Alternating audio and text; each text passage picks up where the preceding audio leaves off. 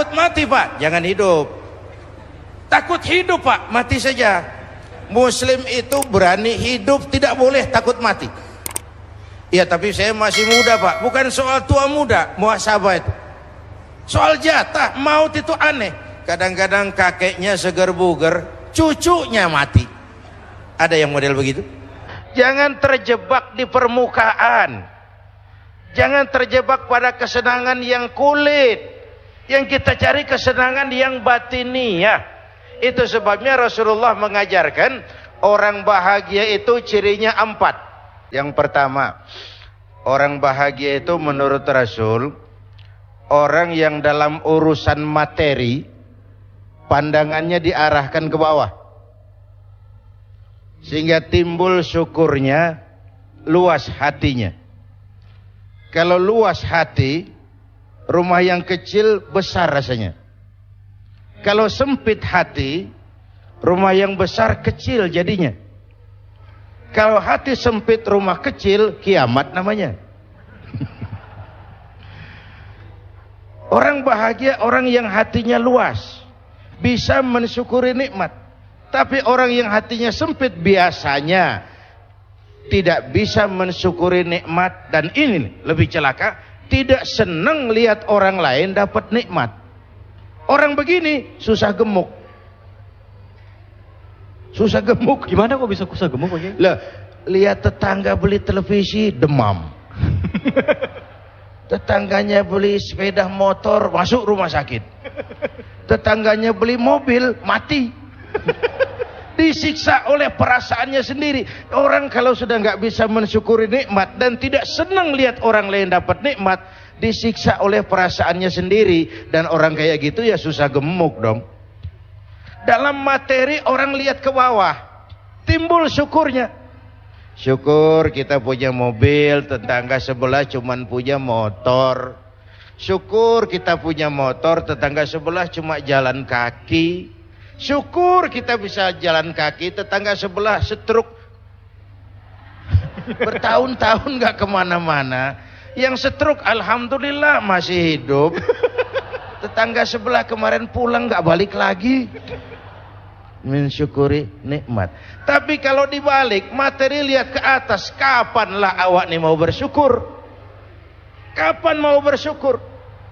Kalau manusia diberikan 2 ladang emas, puas? Enggak, mereka akan cari ladang emas ketiga. Bukankah puasa? Coba lihat. Kalau sudah kayak gini hari menjelang maghrib, apa saja kalau boleh orang lain jangan kebagian. Semua mau saya minum, semua mau saya makan. Kalau boleh orang lain jangan kebagian lah. Semua buat saya. Padahal kena seteguk air, sepotong roti. Inilah hidup tuh. Kalau diperturutkan nggak pernah kenal cukup, nggak pernah kenal titik, nggak pernah kenal puas.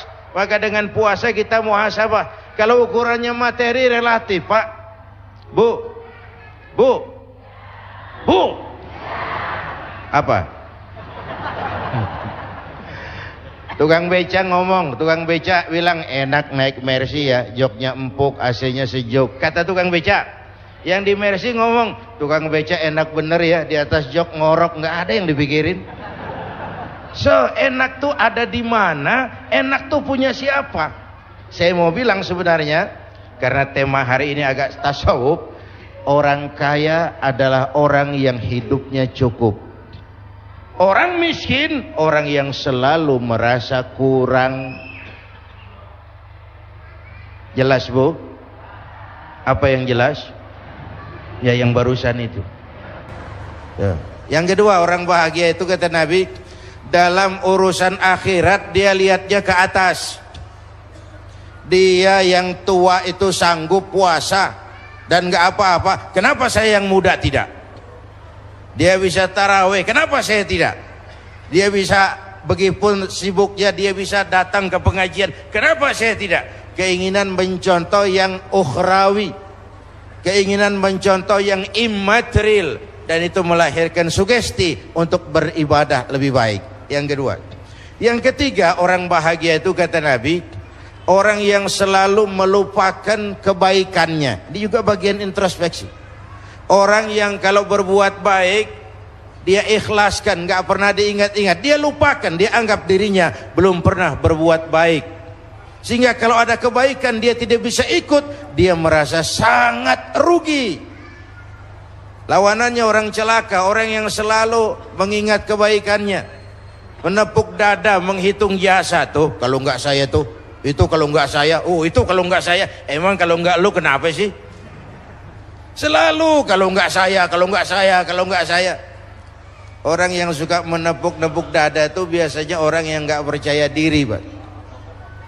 Yang ketiga, orang bahagia itu, yang keempat maksud saya, orang yang selalu ingat kesalahan yang dia lakukan. Nah, ini juga bagian introspeksi. Sehingga kalau akan berbuat salah yang baru, kemarin aja udah 3 keranjang, ini nambah lagi, bagaimana nanti di padang mahsyar. Ini bagian dari introspeksi. Orang yang selalu mengingat kesalahan yang pernah dia lakukan, sehingga apabila akan melakukan kesalahan baru, itu lebih jadi langkah preventif buat dia.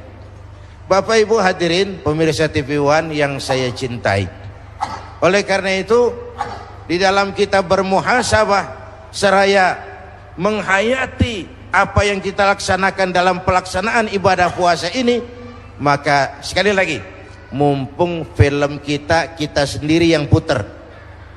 Kalau nanti Allah yang putar film hidup kita, tinggal pertanggungan jawab.